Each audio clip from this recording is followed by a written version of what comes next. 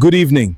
Welcome back to the channel. Today we uncover the untold truth about why they killed Nigeria's first Prime Minister and the faces behind the 1966 coup. Wait till the end, because we are about to unfold the truth that is hidden for years. The real reason they killed Nigeria's first Prime Minister. Part 2. The Prime Minister who vanished. They are coming for me. You must tell the truth. The conspiracy runs deep. The streets were filled with soldiers. Government houses had fallen silent. Powerful politicians had either been killed or were being hunted. But one question echoed across Nigeria. Where was Prime Minister Tafawa Balewa? Unlike several political leaders who died during attacks on their homes, Balewa was taken away alive. Then, he simply disappeared. For nearly 5 days, nobody knew whether he was alive or dead. What happened during those final hours? Who ordered his arrest? And why did Nigeria's most powerful civilian leader never return? Tonight, we continue the story of the night that changed Nigeria forever.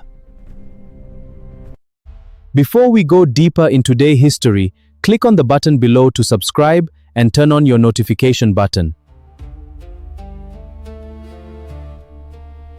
Because history like this deserves to be told, and the truth we reveal from this documentary will shock you. The officers behind the January 15, 1966 coup understood that capturing the Prime Minister was essential. A carefully planned operation was set in motion. Without Tafawa Balewa, the civilian government would struggle to function. The conspirators believed that removing key political leaders was essential to their success, would allow them to announce a new government before loyal military forces could react. But events did not unfold exactly as they had planned. Soldiers arrive. In Lagos, armed soldiers arrived at the Prime Minister's official residence during the early hours of January 15. Unlike other locations where heavy gunfire erupted almost immediately, Balewa was arrested alive. Witnesses later recalled that he remained calm. He reportedly offered little resistance as soldiers escorted him away. That would be the last time many people saw Nigeria's Prime Minister alive. The mystery deepens. As dawn broke, government officials attempted to contact the Prime Minister.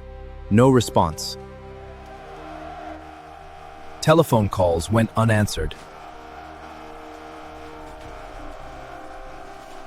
Military head ministers were searched for information.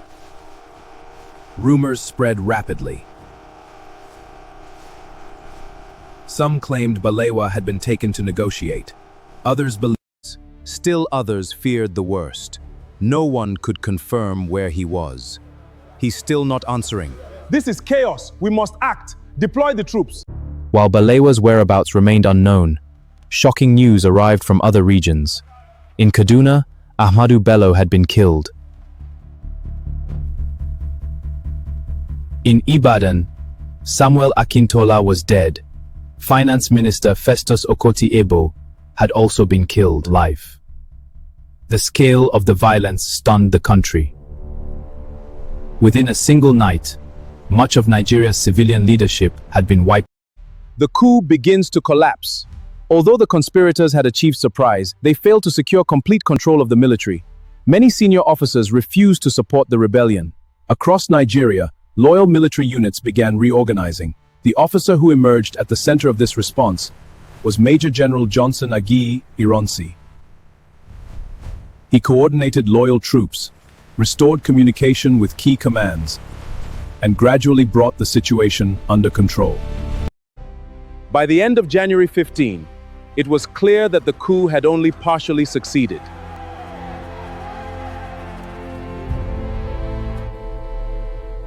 This remains one of the greatest ironies in Nigerian history. The original coup plotters did not fully achieve their objectives. Several were arrested. Others fled, yet the civilian government had effectively collapsed. With many political leaders dead or missing, military rule replaced the First Republic. The country had crossed a historic threshold. The search for Tafawa Balewa. For days, search teams continued looking for the missing Prime Minister. Every rumor was investigated. Every report was followed. His family waited. Government officials hoped he might still be alive. Then came the discovery. Near a roadside outside Lagos, searchers found a body. It was Tafawa Balewa. News of Balewa's death spread quickly.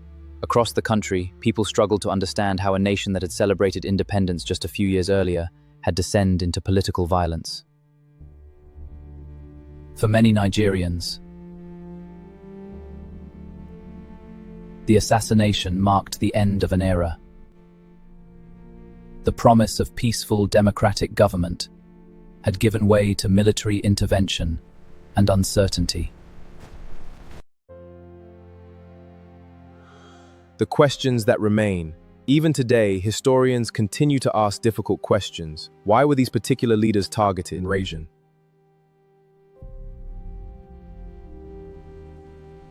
Did regional and ethnic tensions influence who became targets? Name.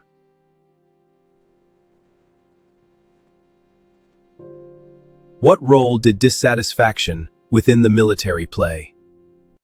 Nigeria in mourning, January 15, 1966, a nation shattered, a leader gone, a future uncertain. While there is broad agreement about the sequence of events, there is no uniformly accepted explanation for every motive behind the coup.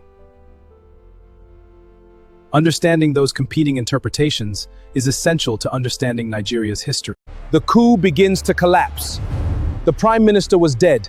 The First Republic had fallen. The military was now in charge, but another crisis was already taking shape.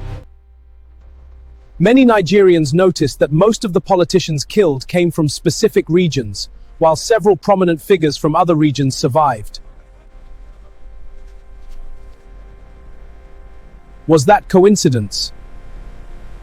Or would that perception ignite an even greater tragedy? The coup begins to collapse. The Prime Minister was dead. The First Republic had fallen. The military was now in charge, but another crisis was already taking shape. Many Nigerians noticed that most of the politicians killed came from specific regions, while several prominent figures from other regions survived. Was that coincidence? Or would that perception ignite an even greater tragedy? In Part 3, we'll examine the competing explanations for the coup, the accusations of ethnic bias, and how those events paved the way toward the counter-coup of 1966 and ultimately the Nigerian Civil War.